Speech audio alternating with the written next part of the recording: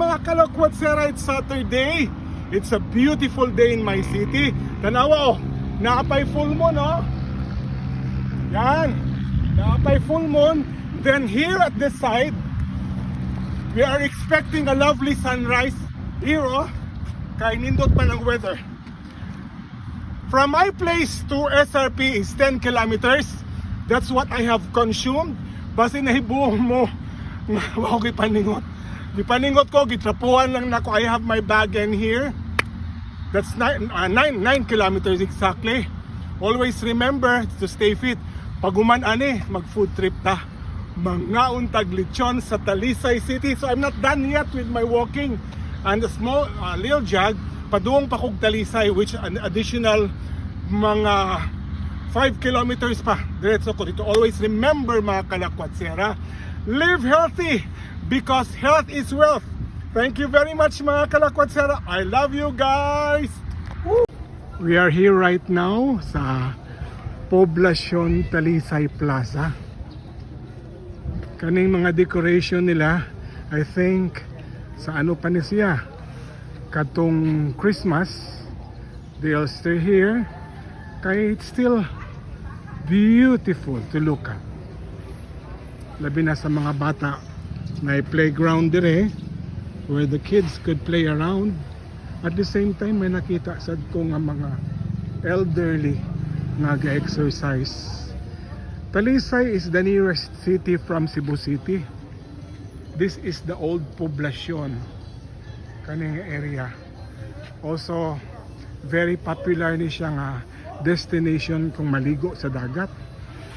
But after Mactan Island was discovered, wala. What remains of Talisay is the famous Talisay lechon. So mauna karon ni Anita so that we could try ang lami nila nga lechon. Okay? If in Tacloban naa sila katong I shall return dito nga famous landmark, diri sad sa Talisay na atay pagdaong sa Talisay. Dito dumaong ang mga American division ng US 8th Army na pinamunuan ni Colonel General William Arnold at Captain Albert Sprague sa tulong ng mga Filipinos guerrilla noong at 18th Military District sa pangunguna ni Colonel James Cushing noong ika-26 ng Marso 1945. Ang pagdaong ay bahagi ng Operasyong Victor II na pinatupad ni General Douglas MacArthur upang mabawi ang mga lalawigan ng Cebu, Bohol at Negros. Ito ay nagbigay daan sa paglaya ng lungsod ng Cebu noong ika-27 ng Marso 1945 at pagsuko ng mga Hapones sa lalawigan noong ika-26 ng Agosto 1945. Sige, pasukin natin ang isang historical landmark dito sa siyudad ng Talisay. Ito na yon, yung sinabi ko kanina, no? Kung sa Tacloban ay yung may I shall return na mga monumento, Talisay has another one also. Kay diri manggod sa Talisay ni Dunggo ang mga Amerikano in August 26, I think, 1945, para mabawi ang lalawigan ng Cebu, Bohol at Negros. Diri ni Dunggo ang mga US military forces with the help from the guerrillas, kasi pulos ni kadagatan mga dagat ni diri nga area ang Talisay, no? This life-size monuments reminds of American who came here para mabawi ang isla ng Cebu Leyte at saka Bohol.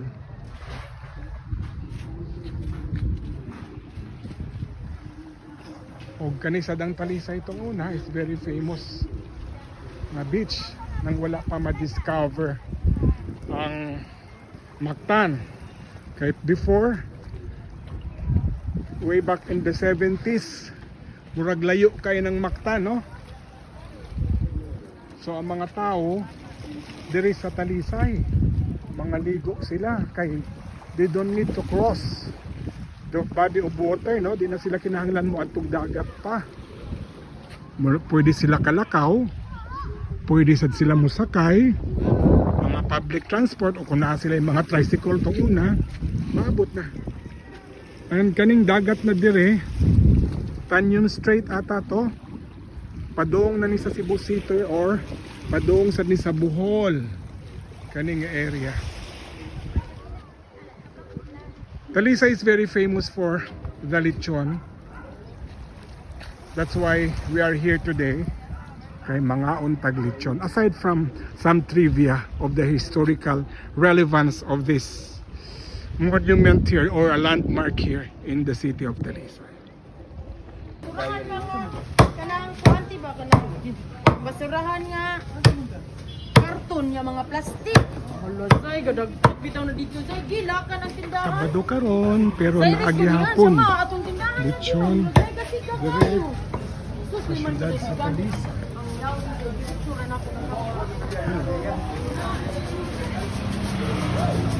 Daghang mapilian na to.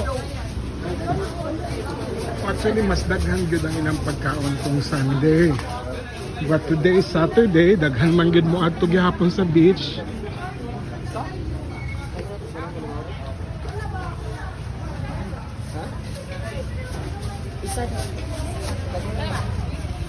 Oh.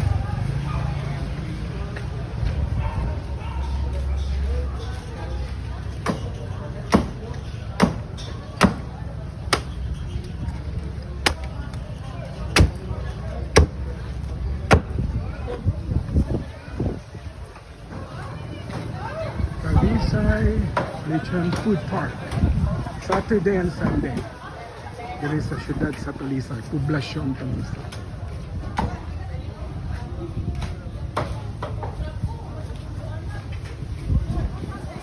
Okay, diri ta karon mga kalapad Sierra Marbs Lechon, no? Sabado karon so wa kay tag choices but we will try this one kang Marbs. Kitagaan gid down ko niya lami ko no kanang naay mga panit daw. Salamat kayo, ma'am. Thank you. This is Marbs Lechon, ha, mga kalapad Sierra. We'll try this first time na ako makatry sa iya. At least Sabado karon na available na lechon. Good morning mga kalapad Sierra. Today, Saturday, after my 15 kilometers of early morning exercise, running from Cebu City to Talisay, mag-food trip ta. Unsa mang food trip na to karon? We have squid, sinugbang isda, and chorizo. Look at this one. Naatay squid, naatay sinugbang isda, naasad tay chorizo. Of course, dili makumpleto ang ato pagbisita sa Talisay kung di ta mo kaon og lechon, ha? We have squid, sinugbang isda, chorizo, and lechon. Kompleto na, ha? Lechon, sinugbang isda, chorizo, squid, and kay Bisaya man ta, naatay puso. Mga unta, come on, join me. Nindot kayong view, oh. Dagat. Kay Talisay City is divided by, it is an archipelago ang Cebu, so surrounded by body of water. Tara, mga unta. Okay. Ang Sugbuanon, maarte na sila because Cebu is the lechon capital of the Philippines. Naagi sila distinct yun nga style sa pagluto or pag inasal, no? Pag-asal sa baboy. Dili ni sila kinahanglan mga mang Tomas. No? Ano lang, suka, toyo. This one, no? Mura ning kinahanglan. Mura ning kinahanglan dire. Dili ni kinahanglan og kanang mga sarsa. This one will do. This is how to enhance pampagana sa ato kaunon karon. Okay?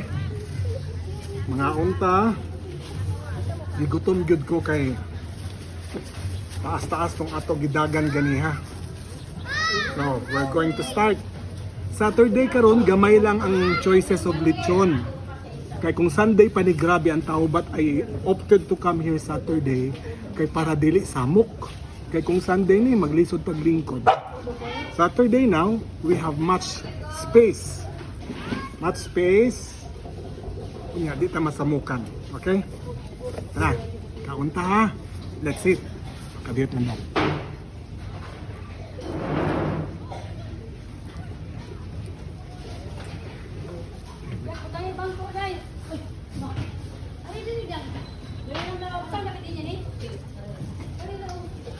Okay. Mana mo kaon ako ha? Ready? Ooh. Mga unta. So. Usara sa kapuso kay base kong dili na ako ni Mahurot. Ang unahon na ako paborito, chorizo. Kana chorizo. Daghan man chorizo, naay daghang variety of chorizo. Pero ganahan ko ani kay gi-grilled man siya.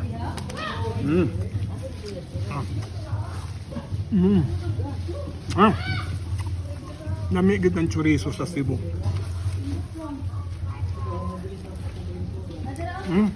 Dili lang pulos taba. Dili pulos taba. Naay unod.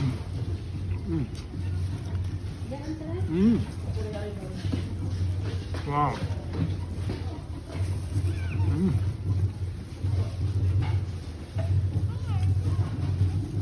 Una din nato chorizo.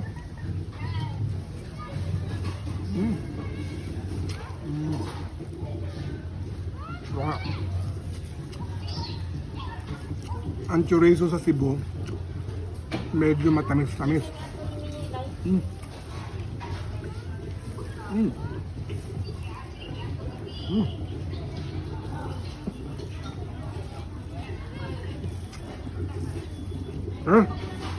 Dami. We are done with chorizo ha. Man ang chorizo na to. Next.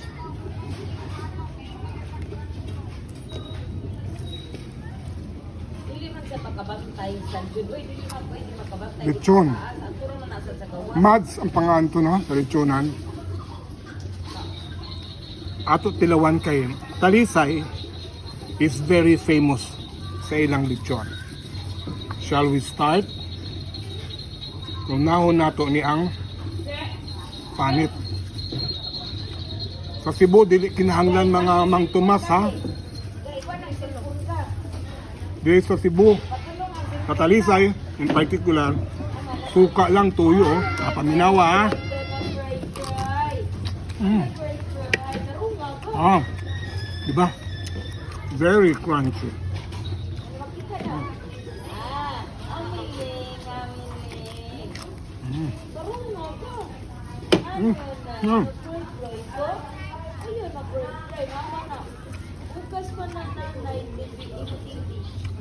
Ang Talisay lechon stick to the original concept of lechon.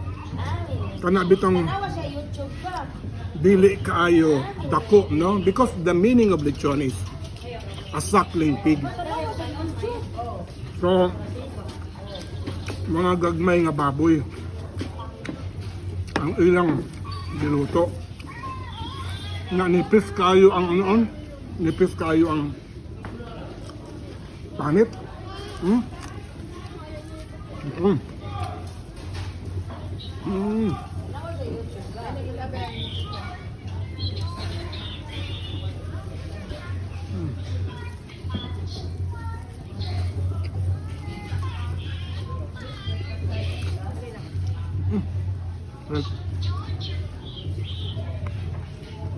Tuyo lang og suka, ah.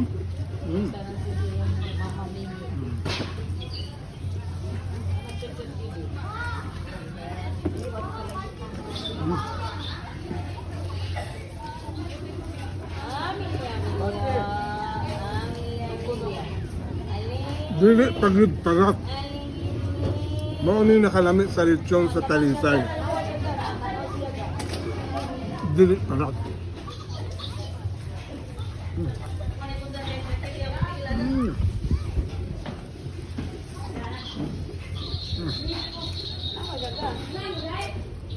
One more. Huh? One more.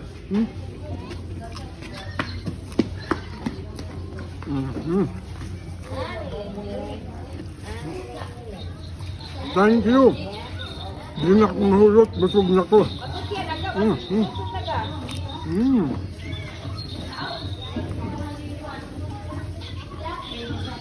Ayo. Sinugba na isda. Then sinugbasad na squid. Yeah.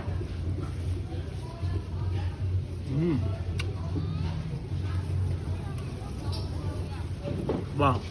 Medyo madamis-damis, ha?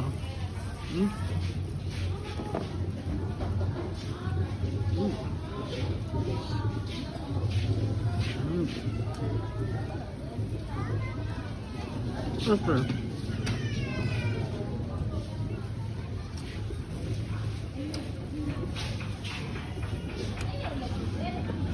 This one. Right.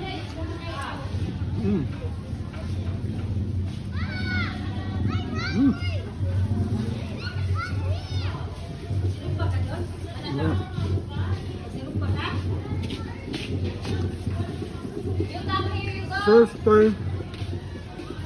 First time na ako nakatry ako.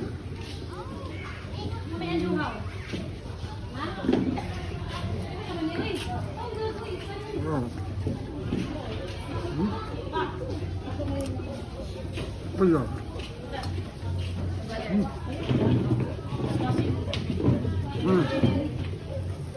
Okay. Good. Sinugbang isda. Wow. Sinugba. Yeah. Doon man ta sa dagat sa Talisay, so presko kain eh. Wow. Asa sa suka.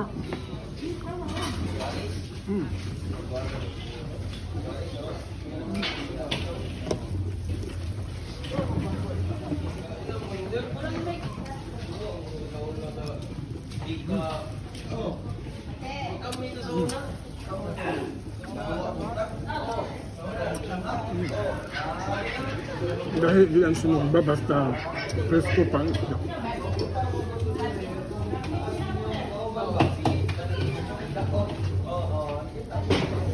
Okay. Na.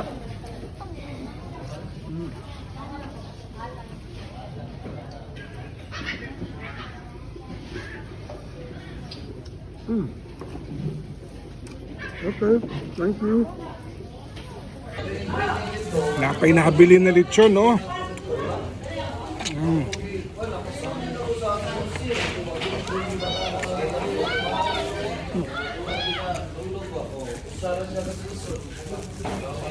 Lahi ang lechon sa Talisay. Kaya dili parat.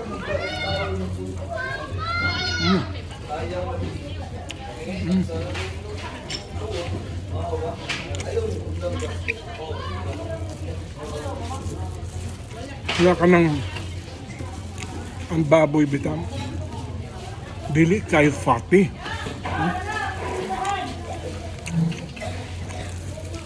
Siyempre, para walay umay, squid. Ano?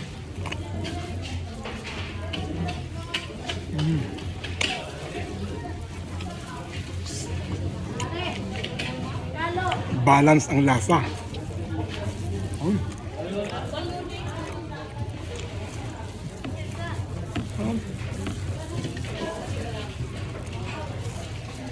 Mm.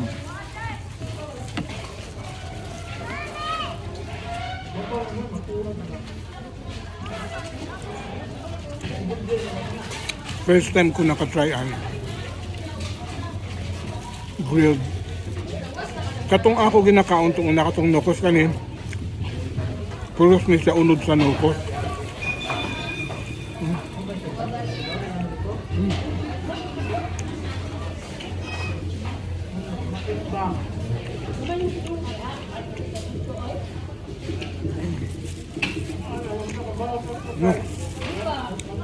Okay.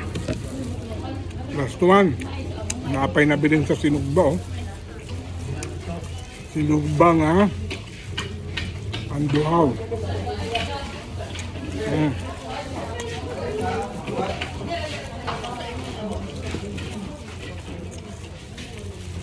Dami kaya presko pa kayong isda. Unay ra sila dire. Kaya dagat naman na sa luyo.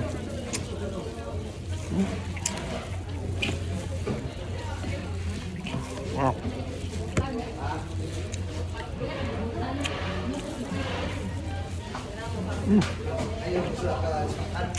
This is a perfect treat. Kompleto. Na atay lechon, na ay sinugban na isda, na ay grilled na squid. A perfect Saturday. A reward for myself after an early morning exercise. Perfect.